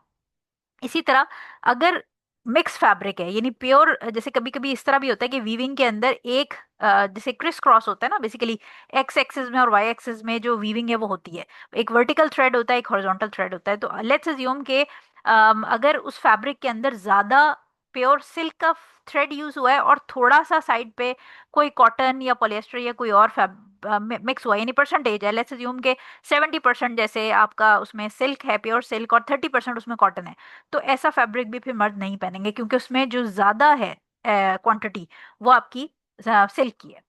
अगेन वही बात है बार बार कि सिल्क एक्सपेंसिव इतना हो गया है कि इतनी हर बंदे की इस वक्त, मर्दों की बहुत ही एक्सपेंसिव रेंज में जाता है, तो इस इतनी बाइंग कैपेसिटी नहीं होती। बंदों को जनरली थोड़ा सा केयरफुल रहना चाहिए। इसी तरह प्योर सिल्क के अंदर अगर वो टाई खरीद रहे हैं या बो टाई खरीद रहे हैं, तो अगर तो उसकी जो विड्थ है वो 2 to 4 फिंगर्स के बीच में है, तो फिर ठीक है। अगर 4 फिंगर्स से ज्यादा, यानी जैसे टाई के अंदर हम देखते हैं कि फैशन चलता है, कभी पतली बंदों की टाइज चल रही होती हैं, कभी चौड़ी चल रही होती हैं, तो अगर वो 4 फिंगर से ज्यादा है तो फिर आप प्योर सिल्क की ऐसी टाई नहीं पहन सकते। बेहतर यही है वैसे अवॉइड ही करें, क्योंकि टाई जो है वो जितनी मैंने देखी है वो टेपर करती है थोड़ा, उसकी एक साइड पतली होती है और फिर वो नीचे जाते जाते चौड़ी हो जाती है। सो अगर अवॉइड कर सकते हैं तो बेहतरीन है कि आप अवॉइड करें। दुनिया में इस वक्त बहुत सारे और फैब्रिक्स अवेलेबल हैं, किसी और फैब्रिक की यूज कर लें। जो चीज़ मना की गई है उससे दूर रहें तो बेहतर है। 418 नंबर हदीस हमारे पास है, हजरत अनस रजी अल्लाह ताला अन्हो से रिवायत करते हैं कि नबी करीम सल्लल्लाहु अलैहि वसल्लम ने दौरान सफ़र अब्दुल रहमान बिन औफ रजी अल्लाह ताला अन्हो और जुबैर बिन अवाम रजी अल्लाह ताला अन्हो को रेशमी कमीज पहनने की इजाज़त मरहमत यानी इजाज़त दे दी। इस वक्त इनको खारिश थी। बुखारी और मुस्लिम की ये हदीस है। अच्छा, सफर के दौरान का जो वर्ड यूज है ड्यूरिंग जर्नी, इसका मतलब ये नहीं है कि ऐसी इजाजत सिर्फ सफर में ही दी जा सकती है, ये सिर्फ ये कि एक किस्सा बताया जा रहा है और उसकी वजह से ड्यूरिंग जर्नी का वर्ड यूज हुआ है। लेकिन ये आम टाइम में भी जो एविडेंस हमें इससे मिलता है वो ये मिलता है, जो कि अगर आप में से किसी ने फिक ऑफ एस्थेटिक्स वाली जो प्ले लिस्ट है मेरी वो सुनी हो, तो उसमें मैंने आपको तकरीबन 8 या 9 पॉइंट्स बताए हैं। उन पॉइंट्स की जेर असर या उनको उनको पॉइंट्स को कंसिडर करके आप कोई भी ब्यूटी का सैलॉन पे या क्लिनिकल प्रोसीजर करवाने जा रहे हो, तो आप उन 8 या 9 पॉइंट्स पे उस प्रोसीजर को परखते हैं, उस पे चेक करेंगे, और वो चेक लिस्ट में अगर आपको वो सारे पॉइंट्स थ्रू मिल जाएं तो इसका मतलब ये है कि आप वो प्रोसीजर करा सकते हैं। उसमें जो लास्ट पॉइंट मैंने आपको पढ़ाया वो ये है कि जितनी भी प्रोहिबिशंस हैं शरीयत के अंदर, ब्यूटी या इस तरह की, जो जैसे कपड़े में सिल्क प्रोहिबिशन है, ये रुक जाती हैं, ये हॉल्ट कर जाती हैं, ये सीज टू बी इम्प्लीमेंटेड हो जाती हैं अगर किसी को कोई मेडिकल इशू हो या किसी का कोई नुक्स ठीक करना हो। तो इस हदीस जो है इसको हम एज अ रेफरेंस लेते हैं, क्योंकि मर्दों को सिल्क पहनने की ममानियत है, ठीक है, हराम है मर्दों के लिए सिल्क पहनना। लेकिन ये जो दोनों सहाबी थे इनको स्किन की एक कंडीशन थी जिसके अंदर इनको बहुत ज़्यादा इचिंग होती थी। प्रॉब्ली इनको कॉन्टैक्ट डर्माटाइटिस या एक्जिमा टाइप कोई प्रॉब्लम रहा होगा जिसकी वजह से इनको बहुत ज़्यादा इचिंग होती थी किसी और फैब्रिक से। तो हुजूर सल्लल्लाहु अलैहि वसल्लम ने इनको जो सिल्क था, प्योर सिल्क, 100% प्योर सिल्क, वो पहनने की इजाज़त दे दी थी। तो इससे हमें रूलिंग ये मिलती है कि अगर कोई चीज़ परमिसिबल नहीं भी है, लेकिन कोई शख्स जिसको मेडिकली कोई इशू हो गया है, कोई ऐसी बीमारी हो गई है जिसके अंदर ये वाला जो फैब्रिक है, ये जो सिल्क है, ये पहनना मजबूरी हो जाता है उसका, तो ऐसी सिचुएशन में फिक्सिंग फॉल्ट या in case of medical emergency जो हराम चीज़ है वो परमिसिबल हो जाती है। ठीक है, इसकी ऑल्दो के फर्दर डिटेल है जो हमने उन लेक्चर्स में डिस्कस की है, लेकिन अगेन ये वाली जो हदीस है वो एज ए एविडेंस, उसमें वन ऑफ द एविडेंस हम कोट करते हैं, क्योंकि हजूर सल्लल्लाहु अलैहि वसल्लम ने हराम चीज़ जो कि मर्दों को रेशम पहनना हराम है, वो उनको due to their medical need, क्योंकि उनकी स्किन जो है वो पूरी ख़राब हो रही थी और बहुत ज़्यादा खारिश थी और उनके लिए बहुत मुश्किल हो रही थी, तो हजूर सल्लल्लाहु अलैहि वसल्लम ने उनको परमिट कर दिया। ठीक है, सो ये हमें इससे एक रूलिंग ये पता चलती है। लेकिन इसमें ख्याल ये रखना है कि जब आपका मसला हल हो जाएगा, जैसे अगर उनकी इचिंग ठीक हो गई, तो जो आपको परमिशन मिली थी हराम चीज़ इस्तेमाल करने की, वो फिर रिवर्स हो जाती है, यानी वापस चली जाती है। लीनियंसी जो आपके लिए की गई होती है वो वापस अपनी ओरिजिनल फॉर्म में चली जाएगी। सो लिहाजा अगर खुदा न खास्ता किसी को कोई ऐसी बीमारी है जिसको सिल्क मर्द को पहननी पड़ती है, तो जब वो बीमारी स्किन की कंडीशन ट्रीट हो जाएगी तो फिर वो सिल्क दोबारा नहीं पहन सकता। सिर्फ उसको जो लीनियंसी थी, जो रुख्सत थी, वो उसकी स्किन कंडीशन की वजह से, मेडिकल इमरजेंसी की वजह से, मेडिकल कंडीशन की वजह से मिली थी। अच्छा, एक बात आपने याद ये रखनी है कि सिल्क, आपको याद होगा कि मैंने आपको नापाक और जो अ, नजिस और गंदे का फर्क पढ़ाया था, ठीक है। तो जो सिल्क है वो नजिस या नापाक नहीं है, लेकिन मर्दों के लिए हराम है। ठीक है, तो ये अगर आपको याद हो, जो हमने शुरू के जब बाबुल मियाँ के अंदर हम चैप्टर्स पढ़ रहे थे, तो मैंने आपको बताया था कि बहुत सारी चीजें नापाक नहीं होती लेकिन हराम है। ठीक है, जैसे हमने ये बात की थी कि जो जुआ है, जुए के पत्ते होते हैं, जो आपके कार्ड डेक होता है, वो नापाक नहीं होता लेकिन जुआ खेलना हराम है। तो अगर किसी की जेब में कार्ड के डेक हैं तो उसकी, वो ऐसा नहीं है कि उसके कपड़े नापाक हो जाएंगे और वो नमाज नहीं पढ़ सकता। इसी तरह सिल्क नापाक नहीं है, क्योंकि अगर नापाक होती तो औरतों को भी परमिसिबल ना होती, लेकिन सिल्क मर्दों के लिए हराम है। तो इसलिए ये चीज़ भी ख्याल रखिएगा कि सिल्क का कपड़ा, अगर किसी की जेब में सिल्क का रुमाल है, जो कि फॉर एग्जांपल किसी मर्द ने अपनी बीवी के लिए सिल्क की कोई रुमाल गिफ्ट लिया और रास्ते में नमाज का टाइम हो गया, और अब वो नमाज के टाइम में उसने, वो जेब में सिल्क का रुमाल था और उसने उस सिल्क के रुमाल के साथ नमाज पढ़ ली, तो प्राइमरीली उसने लिया तो अपनी बेगम के लिए था और उसको वो निकालना भूल गया, तो ऐसी केस में उसकी नमाज हो जाएगी। जैसे हमने कपड़ों पे बात की थी कि अगर किसी ने सिल्क पहन लिया है मर्द ने और उसने नमाज पढ़ी, तो उसकी नमाज हो जाएगी, लेकिन वो सिंफुल होगा क्योंकि उसने सिल्क पहन ली। सो लिहाजा सिल्क इटसेल्फ नजिस नहीं है, नापाक नहीं है, सिल्क सिर्फ मर्दों के लिए हराम है। ठीक हो गया। अच्छा जी, आगे आ जाते हैं 419 नंबर आयत पे। हजरत अली रजी अल्लाह ताला अन्हु से रिवायत है कि नबी करीम सल्लल्लाहु अलैहि वसल्लम ने मुझे सेरा का, यानी ये जगह का नाम है बेसिकली, पट्टेदार रेशमी जोड़ा इनायत फरमाया, प्रेजेंटेड मी, अच्छा ठीक है। और उसके बाद उन्होंने मैंने इसे पहनकर बाहर निकल मैं इसे पहनकर बाहर निकला तो मैंने हुजूर सल्लल्लाहु अलैहि वसल्लम के चेहरे पर गुस्सा और नाराजगी के आसार देखे, तो मैंने इसे टुकड़े टुकड़े कर कर अपनी घरेलू खवातीन में तकसीम कर दिया। ये बुखारी और मुस्लिम की हदीस है, और ये जो अल्फाज हैं ये मुस्लिम के हैं। सो बेसिकली ये हुजूर सल्लल्लाहु अलैहि वसल्लम ने इनको कोई क्लोथिंग दी थी जो कि दो पीसेस में थी, जैसे हमारी शलवार कमीज होती है, इसका अपर और लोअर जो गारमेंट था वो सेपरेट था, और टू पीस उन्होंने क्लोथिंग उनको दी थी सिल्क की, जो कि हुजूर सल्लल्लाहु अलैहि वसल्लम ने उनके घर की औरतों के लिए दी थी, यानी उनको दी थी कि और घर की औरतों को। लेकिन हज़रत अली रज़ी अल्लाह ताला अन्हु को थोड़ी सी मिसकंसेप्शन हुई और वो खुद पहन के उसको निकल आए, तो जब वो पहन के निकल आए तो सामने हुजूर सल्लल्लाहु अलैहि वसल्लम खड़े हुए थे और हुजूर सल्लल्लाहु अलैहि वसल्लम के चेहरे के एक्सप्रेशन फौरन चेंज हो गए। उसको देखते साथ ही हज़रत अली रज़ी अल्लाह ताला अन्हु को समझ आ गई और वो अंदर गए, उन्होंने वो जो कपड़े थे वो अपनी जो फीमेल कंपेनियंस थी घर के अंदर, उनको उन्होंने डिस्ट्रीब्यूट कर दिया। ठीक है। तो इससे हमें ये पता चलता है कि जो खवातीन हैं उनके लिए नहीं, हमें एक परमिसिबिलिटी इस हदीस से मिल जाती है कि जो खवातीन हैं वो सिल्क पहन भी सकती हैं, उसमें नमाज भी पढ़ सकती हैं, और सिल्क के कुशन वगैरह और कपड़ों या पिलो केसेस वगैरह इस तरह की चीज़ों पर बैठ भी सकती हैं, उसके अंदर सो भी सकती हैं। तो इस हदीस के अंदर से प्राइमरीली हमें परमिसिबिलिटी ऑफ सिल्क फॉर विमेन का जो रूलिंग है वो मिल जाती है। नहीं, ये उसका एविडेंस है कि औरतें सिल्क इस्तेमाल कर सकती हैं, क्योंकि हज़रत अली रज़ी अल्लाह ताला अन्हु ने घर के अंदर जाके वो जो सिल्क की जो गारमेंट था वो जो खवातीन थी घर में उनके अंदर डिस्ट्रीब्यूट कर दिया। हदीस नंबर 420 हमारे पास है। हजरत अबू मूसा रजी अल्लाह ताला अन्हो से रिवायत करते हैं कि रसूल सल्लल्लाहु अलैहि वसल्लम ने फरमाया, सोना और रेशम मेरी उम्मत की औरतों के लिए हलाल कर दिया गया और इनके मर्दों पर हराम है। इसे अहमद, नसाई और तिर्मिजी ने रिवायत किया और तिर्मिजी ने इसे सही करार दिया है। अगेन ये भी एविडेंस हमें मिल जाता है कि इसमें हुजूर सल्लल्लाहु अलैहि वसल्लम ने क्लियरली कह दिया है कि औरतें जो है वो सिल्क और गोल्ड दोनों पहन सकती हैं, जबकि मर्दों के लिए ये दोनों प्रोहिबिशन है। तो इससे हमें मर्दों के लिए सोना पहनने की हुर्मत का एविडेंस भी मिलता है, यानी औरतों के लिए दोनों चीजें हलाल हैं, ये दोनों सिल्क और गोल्ड, और मर्दों के लिए दोनों हराम है। अच्छा, अब इसके अंदर इंपॉर्टेंट पॉइंट आपने याद ये रखना है, जो कि मैं बहुत दफा वैसे भी बता चुकी हूँ आपको, कि औरतों के लिए गोल्ड हलाल है, लेकिन औरतें गोल्ड के अंदर पेंडेंट या ज्वेलरी के अंदर कोशिश ये करें कि कुछ चीजें हैं जो उनके लिए गोल्ड के अंदर हराम होंगी। यानी गोल्ड की अगर वो बटरफ्लाई वाला 3D पेंडेंट बनवा के पहन रही हैं तो वो परमिसिबल नहीं है। ठीक है। इसी तरह अगर वो, जैसे मैंने आपको जो हमारा ग्रुप है उसके अंदर भी ये बात सिखाई है कि लोहे कुरानी के पेंडेंट जो होते हैं, या आयतल कुर्सी के पेंडेंट, या अल्लाह ताला का नाम लिखा हुआ, या हुजूर सल्लल्लाहु अलैहि वसल्लम का नाम लिखा हुआ, इस तरह की चीजें जो हैं इनको हमने इसको बड़ी डिटेल में डिस्कस किया था। और अगर आप इसको मजीद डिटेल में सुनना चाहते हैं तो जो काला जादू और तावीज़ की हकीकत वाला लेक्चर है उसको सुन लें, उसके अंदर मैंने डिटेल में ये बातें बताई हुई हैं। लेकिन जो स्पेशली जो आपकी आयतल कुर्सी वगैरह होती हैं, इनको जब फिर पहन के आप वॉशरूम में जाते हैं और नापाक हालत में भी पहने रहते हैं तो ये बेदबी होती है। और प्लस ये कि जो कुरान है, अल्लाह ताला का नाम है, वो आपको बेसिकली कुरान जो है वो पढ़ने के लिए नाजिल किया गया है, उसको गले में लटका के घूमने के लिए नाजिल नहीं किया गया। ठीक है। उसको समझना है, उसको पढ़ना है, और उससे आपने हिफाजत उसको रिसाइट करके उसको समझ के अपनी हिफाजत करनी है। गले में तावीज़ की तरह डाल के उसकी हिफाजत, ये शिर्क की एलिमेंट में कहा जाता है। ठीक है। जो तावीज़ का वाला लेक्चर है वो आप जब डिटेल में सुनेंगे तो आपको समझ आ जाएगी। सो लिहाजा औरतें गोल्ड के अंदर ज्वेलरी बनवाते हुए ख्याल रखें कि उसके अंदर कोई एनिमल वाली चीज़ें, बर्ड्स की, बटरफ्लाइज की, इस तरह की चीज़ें ना बनवाएं। इसी तरह उसके अंदर अल्लाह ताला का नाम या आयतल कुर्सी या लोहे कुरानी या इस किस्म की कोई भी चीज़ें उसके अंदर ना इनग्रेव करवाएं, या वो वाली चीज़ें ना खरीदें। उसकी रीज़न ये है कि ये सारी चीज़ें फिर इसके अंदर एहतियात, कुछ चीज़ें जो हैं जैसे अल्लाह ताला का नाम है, अब उसके अंदर स्कॉलर्स कहते हैं ममानियत इस चीज़ की आ जाती है कि अगर आपका मकसद अपने आप को डेकोरेट करना है तो अल्लाह ताला का नाम आपके लिए डेकोरेशन के लिए नहीं है। इसी तरह अगर आप लोगों को ये दिखाना चाहते हैं कि आप मुसलमान हैं तो मुसलमान दिखाने के लिए और बहुत सारी चीज़ें हैं, क्योंकि जो ईसाई हैं वो गले में सलीब डाल के घूमते हैं।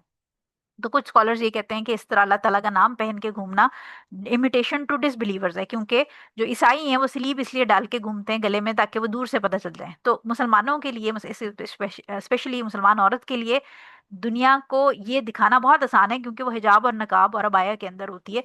तो उसी से पता चल जाएगा कि वो मुसलमान है, उसको अल्लाह ताला का नाम गले में पहन के अपने आप को मुसलमान शो करने की जरूरत नहीं पड़ेगी। ठीक है। सो इसके अंदर ये डिटेल आ गई है हमारे पास। हदीस नंबर 421 है हमारे पास। इमरान बिन हुसैन रजी अल्लाह ताला अन्हो से रिवायत करते हैं कि नबी करीम सल्लल्लाहु अलैहि वसल्लम ने फरमाया, अल्लाह ताला को ये पसंद और महबूब है कि जब वो अपने किसी बंदे पर इनाम फरमाए तो इसकी नेमत का असर उस पर देखा जाए। बैहकी की ये हदीस है। अच्छा, अब इस हदीस के अंदर परमिसिबिलिटी हमें पता चल रही है अच्छे कपड़े पहनने की। ठीक है। यानी अगर अल्लाह ताला ने आपको नेमत दी है, आपको आपके पास पैसे हैं इतने कि आप अच्छे कपड़े अफोर्ड कर सकें, तो अच्छे कपड़े पहनने चाहिए। इसके अंदर दो इंपॉर्टेंट पॉइंट है जो आपने समझने हैं। पहला पॉइंट ये कि जो ये कॉन्सेप्ट है कि अल्लाह ताला ने जब आपको नेमत दी है तो अल्लाह ताला को ये पसंद है कि आपके ऊपर वो नेमत नजर आए, बजाय इसके कि आप, सूफी जो कॉन्सेप्ट है उसके अंदर वो क्या करते हैं, वो कहते हैं कि जी आप फटे पुराने कपड़े पहन के, मलंग वाले कपड़े पहन के बाहर निकलें, और वो इसको जोहद, यानी आप समझें कि अल्लाह ताला की कुर्बत और दुनिया से कट ऑफ करने की एक वे एक्सप्लेन करते हैं। रैग्स पहन के या फटे हुए या बहुत पुराने कपड़े पहनकर आप बाहर निकलें, तो इस हदीस से हमें पता चलता है कि गरीब लगना जो है वो जोहद नहीं है। क्योंकि अल्लाह ताला, हमें एक और हदीस है जिसके अंदर ये बात हम पढ़ते हैं कि अल्लाह ताला खूबसूरत है और उसको खूबसूरती पसंद है। सो लिहाजा इस हदीस और उस हदीस को अगर हम कंबाइन करें तो जोहद का कॉन्सेप्ट जो है वो गंदे या पुराने या फटे पुराने कपड़ों के साथ अटैच नहीं है। ये सूफीज्म का कॉन्सेप्ट है जो कि अगेंस्ट इस्लाम है, पहली चीज। दूसरी चीज ये कि ये दोनों एक्सट्रीम्स हैं, यानी एक जो सूफीज्म है वो जो कहते हैं कि जी फटे पुराने कपड़े या बासी बिल्कुल ही आप गंदे गंदे कपड़े पहन के या रैग्स पहन के निकल जाएं आप, मलंग बन जाएं, वो एक एक्सट्रीम है। और दूसरी एक्सट्रीम क्या है? दूसरी एक्सट्रीम ये है कि आप ब्रांडेड और महंगे तरीन कपड़े महंगी तरीन शॉप से जाके खरीदें। तो ये दोनों एक्सट्रीम्स हैं। तो इस हदीस को अंडरस्टैंड करने के लिए ज़रूरी है कि आप इन दोनों एक्सट्रीम्स से बाज आ जाएं और इनके बीच का रास्ता लें। यानी आपने फटे पुराने कपड़े या वो बिल्कुल ही मलंग वाले कपड़े भी नहीं पहनने और इसराफ के अंदर भी नहीं जाना, क्योंकि हम ये देखते हैं कि अच्छे कपड़े पहनने के कंपटीशन में, स्पेशली खवातीन की अगर हम बात करें, तो वो बहुत ज़्यादा एक्सट्रीम खर्चा और बहुत ज़्यादा ज़्यादा लिबास बनाने के ऊपर, यानी मल्टीपल उनको, यानी वार्डरोब के अंदर इतने कपड़े होते हैं कि फिर उनसे वो दो हैंगर्स भी सेपरेट नहीं हो रहे होते। तो ये बात भी ख्याल रखनी है कि आपने फजूल खर्ची में नहीं जाना, आपने इसराफ में इस सेंस में नहीं जाना कि आपके पास इतने कपड़े हों कि फिर आप कपड़े, कुछ खवातीन है जो वीकली उन्होंने दो दो तीन तीन जोड़े बनाने होते हैं, तो ये भी इसराफ के अंदर आ जाता है। इसी तरह फिर आप कोई ऐसे कपड़े पहनने लग गए जिससे आपके अंदर एरोगेंस आ जाए, यानी आपने कोई बहुत महंगे कपड़े पहन लिए तो आप बाकियों को कीड़े मकोड़े समझना शुरू कर देते हैं और अपने अंदर तकब्बुर आ जाता है। इसी तरह जो हमने लिबास और फेम की बात की थी कि कोई ऐसा लिबास जिसको पहन के आप चाहें कि लोगों की नजरें आपसे उठें, आपके ऊपर उठें, ब्रांडेड कोई बड़ा महंगा आप डिजाइनर कपड़े ऐसे पहने, तो ये सारा इसराफ में आता है और ये इस्लाम में परमिसिबल नहीं है। तो इस हदीस को आपने ना तो सूफीज्म के कॉन्सेप्ट में लेके चले जाना है और ना आपने इसराफ के कॉन्सेप्ट में लेके जाना है, बल्कि इसका मतलब ये है कि आप अच्छे कपड़े पहने, साफ सुथरे कपड़े पहने, जो अफोर्ड कर सकता है, एक अच्छे दरमियाने म्याना रवि के साथ अच्छे आप कपड़े पहने।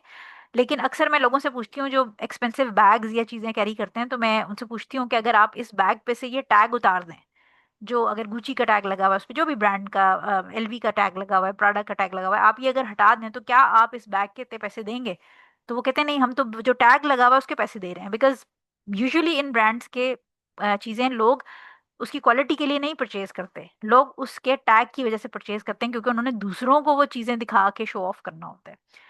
ठीक है, तो इसलिए रियाकारी वाला एलिमेंट भी इसके अंदर आ जाएगा। तो ये बड़ा एक समझें कि एक थिन लाइन है जिसके ऊपर आपको सीधा चलना है, ना तो सूफीज्म वाले में जाना है और ना आपने एक्स्ट्रावेगेंस या बिल्कुल म्यानर जो इसराफ है उसमें नहीं जाना। ठीक हो गया, क्योंकि इसराफ वाली जो है उसके अंदर अल्लाह ताला ने उसको शैतान का भाई करार दिया है और अल्लाह ताला ऐसे लोगों को नहीं पसंद करता। तो इसलिए जो भी अहादीस और आयात से उनको हमेशा याद रखें कि एक दूसरे की कॉन्टेक्स्ट में समझना है। स्टैंड अलोन आपने किसी हदीस या आयत को नहीं समझना होता, हमेशा उसका बैकग्राउंड और उस टॉपिक से रिलेटेड जो बाकी अहादीस और आयात हैं उनके कॉन्टेक्स्ट के अंदर आपने आयत और हदीस समझनी होती है। बस हमारी 3 हदीसें रह गई हैं, इंशाल्लाह आज इसको हम पूरा कर लेते हैं। 422 हदीस है, हज़रत अली रज़ी अल्लाह ताला अन्हु से रिवायत है कि नबी करीम सल्लल्लाहु अलैहि वसल्लम ने, कस एक जगह है जो कि शहर का नाम है, ठीक है, के साख्ता कपड़े और जर्द रंग के कपड़े पहनने से मना फरमाया है। सो बेसिकली सिल्क जो है वो हमें पता है कि सिल्क मना फरमाई है, और ज़ाफ़रान का रंग जो मैंने आपको पहले भी बताया था कि जो हिंदू पहनते हैं ऑरेंज मस्टर्ड सा होता है, या बुद्धिस्ट पहनते हैं। ठीक है, तो ये क्योंकि हिंदू और बुद्धिस्ट का रिलीजियस सिंबल है, यानी उनकी दीन को, या इवन जो इंडिया का अगर आप देखें फ्लैग है तो उसके अंदर भी वो एक पट्टी उन्होंने उसी की शो की है जो कि ऑरेंज से कलर की है। तो ये सेफ्रॉन कलर जो है ये मुसलमान मर्द नहीं पहन सकते, लेकिन औरतें पहन सकती हैं। यानी ये जो प्रोहिबिशन हैं चीज़ों की, यानी सिल्क की, इसी तरह रेड कलर या ऑरेंज कलर, ये जो सेफ्रॉन कलर है ये मर्दों के लिए, ये औरतों के लिए नहीं। औरतें हर रंग पहन सकती हैं, कोई मसला नहीं है। सो इसी से हमें एक और बात, ये बात समझ आती है इस हदीस से कि औरतें जनरली, क्योंकि हमें ज़ाफ़रानी रंग पहनना तो मना नहीं है, लेकिन इस हदीस से हमें एक और रूलिंग ये पता चलती है कि औरतें भी ऐसे कपड़े या ऐसी चीज़ें जो कि दूसरे मजहब की औरतों का रिलीजियस सिंबल हो, वो पहनने से गुरेज करें, यानी वो उसको अवॉइड करें, क्योंकि ऐसी जो इमिटेशन टू डिसबिलीवर वाला इसके अंदर रूलिंग आ जाएगी ना बेसिकली, जैसे सिंदूर है या बिंदी है या मंगलसूत्र है, या इसी तरह जो क्रिश्चियन खवातीन गले में स्लीप पहनती हैं, तो ये सारी चीज़ें जो कि दूसरे मज़हब की औरतों की रिलीजियस सिंबल्स हों, ये हमारी मुस्लिम खवातीन को भी नहीं पहननी चाहिए। क्योंकि कोई भी शख्स, वही बात है कि अगर आपको देखे तो वो फर्स्ट लुक में क्या समझेगा, यानी अगर किसी ने सिंदूर मांग में लगाया, वो बेशक औरत है, मुसलमान है, बट सिंदूर को देखते साथ ही वो एक सिंबल है एक शादीशुदा औरत जो कि हिंदू होगी उसका। तो अगर आप मुसलमान होके सिंदूर लगा लेंगी तो लोग आपको देख के, या जो भी इसकी भी नजर पड़ेगी, इवन किसी औरत की भी नजर पड़ेगी, क्योंकि मर्द को तो ऑब्वियसली बाल दिखाते ही नहीं है, लेकिन औरत की भी नजर पड़ेगी तो वो आपको मुसलमान नहीं समझेगी, हिंदू समझेगी। तो लिहाजा औरतें भी ऐसे फैशन, ऐसे कपड़े नहीं पहन सकती जो कि दूसरे मजहब की औरतों का रिलीजियस सिंबल हो। ठीक हो गया। 423 के अंदर हमारे पास हदीस है, अब्दुल्ला बिन उमर रजी अल्लाह ताला अन्हु से रिवायत करते हैं कि नबी करीम सल्लल्लाहु अलैहि वसल्लम ने मेरे जिस्म पर जर्द रंग के दो कपड़े देखे तो फरमाया, क्या तेरी वालिदा ने ये पहनने का हुक्म दिया है? मुस्लिम की ये हदीस है। और बेसिकली ये एक एक्सप्रेशन था, जैसे आप समझें कि जैसे हम मुख्तलिफ उर्दू के अंदर हमारे कुछ पेट वर्ड्स या एक एक्सप्रेशन होते हैं कि हम अचानक से कोई बात करते हैं, तो ये एक एक्सप्रेशन है। और इसका मकसद ये है कि पहली चीज़ तो ये कि हमें हुजूर सल्लल्लाहु अलैहि वसल्लम ने उनको टोक दिया, फौरन टोका, जब वो अब्दुल्ला इब्न उमर रज़ी अल्लाह ताला अन्हु जब निकले हैं बाहर, तो उनको देखते साथ ही हुजूर सल्लल्लाहु अलैहि वसल्लम ने टोक दिया। इससे हमें ये पता चलता है कि जो अम्र बिल मारूफ व नही अनिल मुनकिर का एक कॉन्सेप्ट है, यानी फॉरबिडिंग इवल, गलत बात को देख के, और अगर आपका वो दोस्त है और या आप ऑब्वियसली, वो तो नबी थे हुजूर सल्लल्लाहु अलैहि वसल्लम, तो वो तो किसी को भी, मुसलमान को भी टोक सकते थे, लेकिन इससे हमें पता चलता है कि अगर आपको गलत चीज़ देखें तो इमिजिएटली अपने स्टाइल में, यानी जो आपका ऑब्वियसली, ये तो अरबिक के अंदर बात हो रही है, लेकिन हमारा जो उर्दू में जो भी स्टाइल है, जो एक किसी को मना करने का या पॉइंट आउट करने का, हम उसके हिसाब से उसको फोबिड करें ईवल को, यानी जो नहीं अनिल मुनकिर है, गलत बात जो है उसको आप पॉइंट आउट कर दें, इमिजिएटली उसको करेक्शन की तरफ ले जाएं। दूसरी चीज़ हमें ये पता चलती है कि ये बेसिकली हुजूर सल्लल्लाहु अलैहि वसल्लम ने लाइन इसलिए कही थी क्योंकि ये जो सैफ्लॉर, ये जो जाफरानी रंग है, ये औरतों के लिए परमिसिबल है। और क्योंकि औरतों के लिए परमिसिबल है, तो जब एक तो पहली चीज तो हमने पीछे ये पढ़ ली कि ये हिंदू और बुद्धिस्ट मर्द पहनते हैं। दूसरी बात ये कि क्योंकि औरतों के लिए परमिसिबल है, तो इसके अंदर इमिटेशन टू वुमेन वाली रूलिंग भी आ जाएगी, क्योंकि जो कलर औरतों को परमिसिबल है और औरतों के लिए खास है, यानी औरतें उसको पहन सकती हैं और मर्दों को मना कर दिया गया। जब मर्द पहनेंगे तो एक तो वो दूसरे डिसबिलीवर से इमिटेट करेंगे, सेकेंडली वो उन औरतों के साथ भी उनकी इमिटेशन होगी, क्योंकि वो वाला कलर औरतों को पहनना परमिसिबल है मुसलमान में। सो इसलिए ऐसे कपड़े मर्दों के लिए पहनना हराम है जिनसे उनके अंदर औरतों वाली जो आप समझे ना कि इमिटेशन आए, मतलब मुशाबहत, जिसको उर्दू में कहते हैं मुशाबहत आए। सो इसलिए थोड़ा सा इंपॉर्टेंट पॉइंट आपने ये कंसिडर करना है कि कुछ जगहों पर कल्चर टू कल्चर भी चीज़ें वेरी करती हैं। कल्चर टू कल्चर से मुराद ये है कि आपने इस हदीस को कल्चर के पॉइंट ऑफ व्यू से इस तरह भी अंडरस्टैंड करना है कि जैसे सऊदीया में अगर हम जाते हैं तो वहाँ पर ज़्यादातर ख़वातीन ने ब्लैक कलर के अबाया पहने होते हैं, ऑल्दो कि अब वहाँ पर भी थोड़ा फैशन होता जा रहा है, लेकिन ज़्यादा मेजोरिटी जो है वो ब्लैक पहनते हैं। तो अब वहाँ पर अगर कोई जाके कोई और कलर पहन लेता है, पिंक कलर पहन लेता है, तो वो स्टैंड आउट करेगा, वो एक अलग चीज़ लगेगी। तो कल्चर का भी आपने बड़ा ख्याल रखना है। कुछ कल्चर जैसे अफ्रीकन कंट्रीज हैं, वहां पर जो मुसलमान मर्द हैं वो भी ब्राइट कलर्स पहनते हैं। तो अगर तो कल्चर के अंदर ब्राइट कलर्स हैं तो रेड और जाफरानी को हटा के मर्द वहां पर ब्राइट कलर्स पहन सकते हैं। लेकिन किसी ऐसे मुल्क में जैसे पाकिस्तान में अगर आके आप कढ़ाई वाली जो कोरा दबका और जरी और जो मुख्तलिफ तरह के कटदाना और जो हमारे एम्ब्रॉयडरी होती हैं खवातीन के ब्राइडल ड्रेसेस की, उस तरह का कोई कपड़ा पहन के बाहर निकल जाए तो वो औरत से मुशाबियत वाले कपड़े हो जाएंगे। सो ये बड़ा केयरफुल रहना चाहिए। और थोड़ा सा इस वक्त आजकल प्रॉब्लम ये हो रहा है कि जनरली अगर आप फैशन ट्रेंड्स देखें तो बड़ी कोशिश की जा रही है कि औरतों और मर्दों के जो कपड़ों की सेग्रीगेशन है उसको ख़त्म कर दिया जाए, यानी यूनिसेक्स कपड़े की बहुत सारे हम देखते हैं कि शॉप्स खुलना शुरू हो गई हैं, या औरतों के अंदर ऐसे कपड़े आना शुरू हो गए हैं जो मर्दों जैसे होते हैं, बल्कि मर्दों की शेरवानियाँ और मुख्तलिफ शलवार कमीज़ के अंदर ओवरलोडेड किस्म की एम्ब्रॉयडरी करके ईद के कपड़े और बारात की जो शेरवानी और इस तरह की चीज़ें होती हैं वो बहुत ज़्यादा हैवी होना शुरू हो गई, यानी ऐसे लगता है कि जो दुल्हन है उससे ज़्यादा काम दूल्हे के शेरवानी पे होता है। तो ये एक फैशन को आप समझे मैनिपुलेट करके ये जो मर्द और औरत के कपड़ों की ड्रेसिंग की एक डिफरेंस है उसको बड़ी तेजी से ख़त्म किया जा रहा है। तो इसलिए कोशिश ये करनी चाहिए कि औरत अपने जैसे जो औरतों के फैशन है वो करे, उसके कपड़े, उसके बाल, उसका मेकअप, उसकी ज्वेलरी औरतों वाली हो। और मर्द, मुसलमान मर्द की बात हो रही है, मुसलमान मर्द, मर्द को मर्द लगना जरूरी है। वो ऐसे फैशन करे, वो ऐसे कपड़े पहने जिससे वो मर्द लगे, वो औरत ना लगे, उसके बाल भी ऐसे हों या उसका फैशन सेंस जो उसका स्टाइलिंग है वो ऐसी हो कि वो औरत ना लगे। यानी कुछ मर्द हजरात भी ये काम करते हैं कि मर्दों में लंबे बाल रखना जायज़ है, उसकी ममानियत नहीं है, लेकिन वो क्या करते हैं, वो जाके उसको स्ट्रेट करा लेते हैं, उसके अंदर स्ट्रीकिंग करा लेते हैं जाके, हेयर कलर औरतों वाला करा लेते हैं। तो ऐसे में फिर उनके बाल, यानी अगर उनको पीछे से कोई देखे तो वो बाल ऐसे खूबसूरत लग रहे होते हैं जैसे लगता है कि खातून जा रही है, होते वो मर्द हैं। तो ऐसे फैशन मर्दों के लिए करना उसमें हराम है, क्योंकि ऐसे फैशन करने से मर्द जो है उसको औरत से मुशाबियत मिल रही होती है। लास्ट हदीस पे आ जाते हैं हमारी, अल्हम्दुलिल्लाह। 424, हजरत अस्मा बिनते अबी बकर रजी अल्लाह ताला अन्हा ने नबी करीम सल्लल्लाहु अलैहि वसल्लम का एक चोगा निकाला जिसकी आस्तीनों, गिरबान और चाक पर दबीज रेशम का हाशिया था, यानी पाइपिन टाइप लगी हुई थी। इसे अबू दाऊद ने रिवायत किया है और इसकी असल मुस्लिम में है। मुस्लिम ने इतना इजाफा नकल किया है कि वो जुब्बा, जुब्बा इज लाइक अ गाउन, जैसे क्लोक टाइप होता है उस तरह, वो जुब्बा हजरत आयशा रजी अल्लाह ताला अन्हा की तहवील में था। वो वफात पा गई तो मैंने इसे अपने कब्जे में ले लिया। नबी करीम सल्लल्लाहु अलैहि वसल्लम इसे जेब तन फरमाया करते थे और इसे धोकर मरीजों को पिलाते थे और शिफा तलब करते थे। और बुखारी ने अल अदाबुल मुफरद में ये इजाफा किया है कि हुजूर सल्लल्लाहु अलैहि वसल्लम इसे वफूद की आमद पर और नमाज जुम्मा के लिए पहनते थे। अच्छा, अब इस हदीस के अंदर बड़ा इंपॉर्टेंट टॉपिक कवर हुआ है, जो कि बरकत हासिल करने का टॉपिक है, यानी नबी की चीज़ों से बरकत हासिल करना। तो ये टॉपिक इसलिए इम्पोर्टेंट है क्योंकि हम ये देखते हैं कि हमारे इर्द गिर्द बहुत सारे लोग हर चीज़ से ही बरकत हासिल करना शुरू कर देते हैं। मतलब वो शियाओं की तरह करबला की मिट्टी जैसे होती है ना, शिया जो है वो करबला की मिट्टी ला के और उसका वो छोटी सी बिस्किट सा बना के उसके ऊपर सजदा करते हैं। तो हमारे सुन्नी जो हैं वो भी अब क्या करते हैं कि वो जाते हैं ओहद के पहाड़ पे या जहाँ पर भी वो ज़ियारत के लिए हज और उम्रे पे जब जाते हैं तो वहां से मिट्टी उठा के ले आते हैं और उसको अपने जिस्म पे मलना शुरू कर देते हैं कि ये मदीना की मिट्टी है और हम अपने जिस्म पे मल लेंगे तो हम बरकत हासिल कर लेंगे। या कुछ लोग जो पाकिस्तान से बिलोंग करते हैं उनको ये पता है कि हमारे कुछ पॉलिटिशियंस भी हैं जो मदीना में जाके चप्पलें उतार देते हैं और वो कहते हैं कि मदीना की मिट्टी जो है वो सेक्रेड है और वहां पर जाके हम जूते नहीं पहनेंगे एयरपोर्ट से उतरते साथ ही। तो ये गलत है, ये बिदअत है, अल्लाह ताला से कुर्बत हासिल करने का ये तरीका नहीं है। क्योंकि नबी करीम सल्लल्लाहु अलैहि वसल्लम और सहाबाए कराम जो जितने भी थे उनमें से, यानी चले नबी करीम सल्लल्लाहु अलैहि वसल्लम का तो शहर था, जो सहाबाए कराम थे वो भी हुजूर सल्लल्लाहु अलैहि वसल्लम की जिंदगी में या उनके इंतकाल के बाद मदीना में नंगे पैर नहीं घूमते थे। तो ये सारी बिदतें हैं, ये सारी अपनी सेल्फ इनोवेशन है जिससे हमें बचना चाहिए।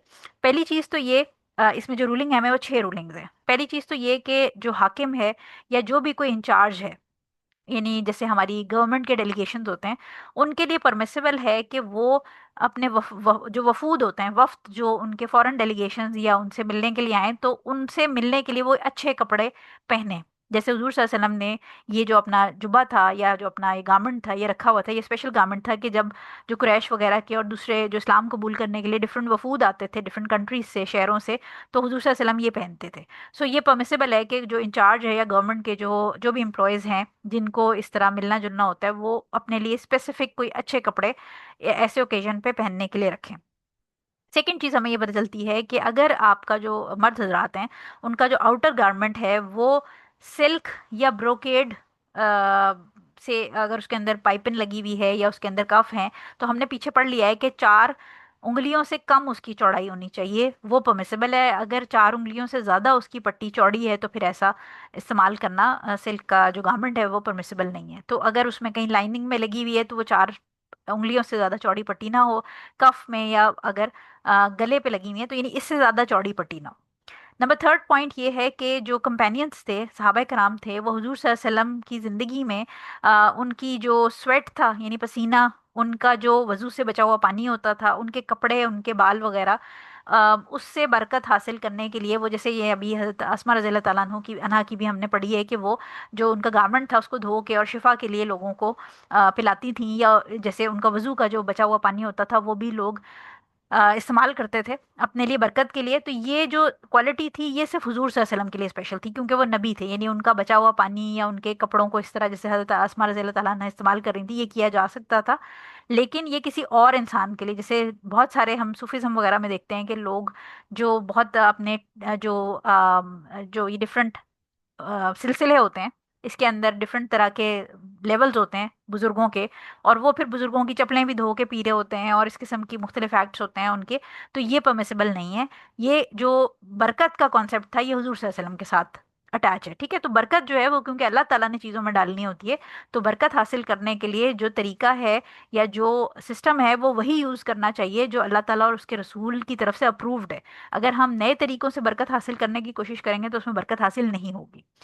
फोर्थ पॉइंट इसके अंदर हमें ये बात याद रखनी ही चाहिए कि हमने कभी भी कहीं नहीं सुना कि जो हुजूर सल्लल्लाहु अलैहि वसल्लम के इंतकाल के बाद हज़रत उमर रज़ी अल्लाह ताला अन्हो, या हज़रत अबू बकर सिद्दीक रज़ी अल्लाह ताला अन्हो, या हज़रत उस्मान रज़ी अल्लाह ताला अन्हो, या हज़रत अली रज़ी अल्लाह ताला अन्हो की किसी चीज़ के साथ, या कोई जो पीछे के हमारे जो इमाम थे अबू हनीफा रहीमुल्लाह, या इमाम मालिक वगैरह जो थे, इमाम शाफी, अहमद इब्न हम्बल, इब्न तैमिया, फिर इसी तरह अगर पीछे हम जाएं ताबीन वगैरह में से हसन अल बसरी रहीमुल्लाह वगैरह थे, तो हमें कोई एविडेंस नहीं मिलता कि ये सहाबा या ये ताबीन ताबिद ताबीन या ये सीनियर स्कॉलर्स जो थे, इनके कपड़ों या इनकी किसी चीज़ों से कोई बरकत हासिल करता हो, या ये जाके हुजूर सल्लल्लाहु अलैहि वसल्लम की कब्र से, या उनके जो आप समझे जो उनके मकबरे की जाली है उससे जाके मिट्टी पोंछ पोंछ के या उसमें धागे बांध के कोई बरकत लेने की कोशिश करते हैं। यानी सहाबा कराम, ताबी ताबीन, इनकी चीज़ों से भी कोई बरकत नहीं लेता था एक दूसरे की, और ना ये हुजूर सल्लल्लाहु अलैहि वसल्लम की कब्र की मिट्टी से जाके बरकत लेते थे। तो ये इंपॉर्टेंट चीज़ें जो हैं ये समझना बहुत ज़रूरी है, क्योंकि यहाँ से बहुत सारे लोगों की बिदअतें स्टार्ट हो जाती हैं।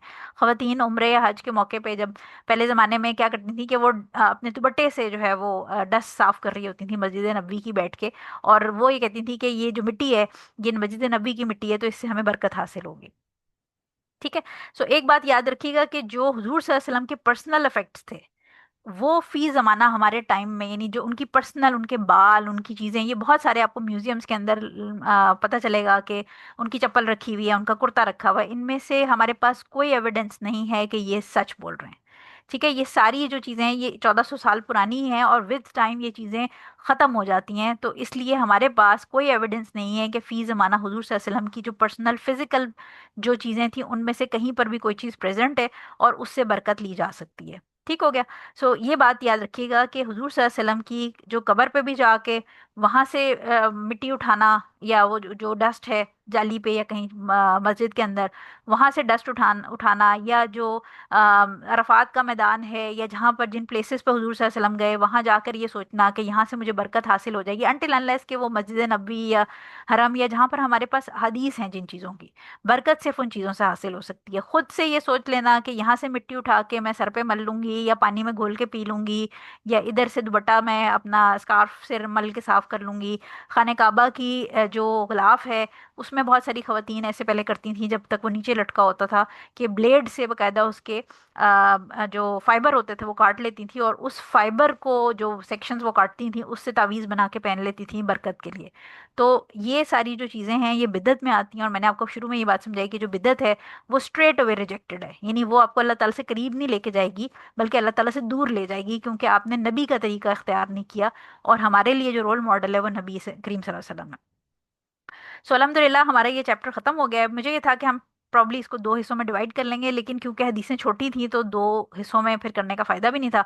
लेकिन अल्हम्दुलिल्लाह हमारा सेक्शन जो है किताबुस सलाह वो आज कंप्लीट हो गया, अल्हम्दुलिल्लाह अल्हम्दुलिल्लाह। कल फिर हम क्लास नहीं रखेंगे, आप लोगों के पास बीच में एक दिन का गैप है, अपने नोट्स पूरे करें, अपनी जो मिसिंग क्लासेस हैं बीच में से उसको सुने, रिवाइज करें। इंशाल्लाह नेक्स्ट सैटरडे से हम नई बुक शुरू करेंगे, यानी है तो बुलुगुल मरामी लेकिन उसका न्यू सेक्शन हम स्टार्ट करेंगे। किताबुल जनाइज़ है जो कि फ्यूनरल्स के बारे में है, और तकरीबन 60 के करीब उसमें हदीस हैं। वो हम तकरीबन, मेरे माइंड में ये है कि हम 10 क्लासेस के अंदर उसको कंप्लीट करें, जो कि महीना सवा महीने का उसका टाइम बनेगा। और इंशाल्लाह इंशाल्लाह छोटा सा वो सेक्शन है, जल्दी ख़त्म हो जाएगा। उसके बाद हम ज़कात के सेक्शन पे आ जाएंगे, जो कि बहुत इंपॉर्टेंट है, और उसमें बहुत सारे मसाइल हैं जो हमें सीखने, समझने, पढ़ने, पढ़ाने हैं, ताकि इंशाल्लाह जब हमने अपनी ज़कातें निकालनी हो तो फिर हमें वो मसाइल ना फेस करने पड़े, क्योंकि लोग बड़े कंफ्यूज हो जाते हैं। सो आई होप कि ये जो किताबुल सलाह वाला सेक्शन है आप लोगों को सही से समझ आ गया होगा। कोशिश करें कि चीज़ों को रिवाइज करते रहें, क्योंकि चीज़ें भूल जाती हैं, और खुद भी पढ़ें, दूसरों को भी पढ़ाएं, अपने लिए सदका जारिया के नए नए पौधे लगाएं, ताकि जब हमारे मरने के बाद लोग आगे इस चीज़ को पढ़ाएंगे, सिखाएंगे, और जितने लोग इसको प्रैक्टिस करेंगे वो सारे लोगों की दुआएं और उनकी जो नेकियां हैं इंशाल्लाह वो हमारी कब्र में हमारे लिए नूर का बाइस बनेंगी। इंशाल्लाह इंशाल्लाह। तो क्लास वाइंड अप कर लेते हैं। जज़ाकल्लाह खैर फॉर अटेंडिंग। सुब्हानकल्लाहुम्मा व बिहम्दिका अशहदु अल्ला इलाहा इल्ला अंता अस्तगफिरुका व अतूबु इलैक। अस्सलामु अलैकुम व रहमतुल्लाहि व बरकातुहू।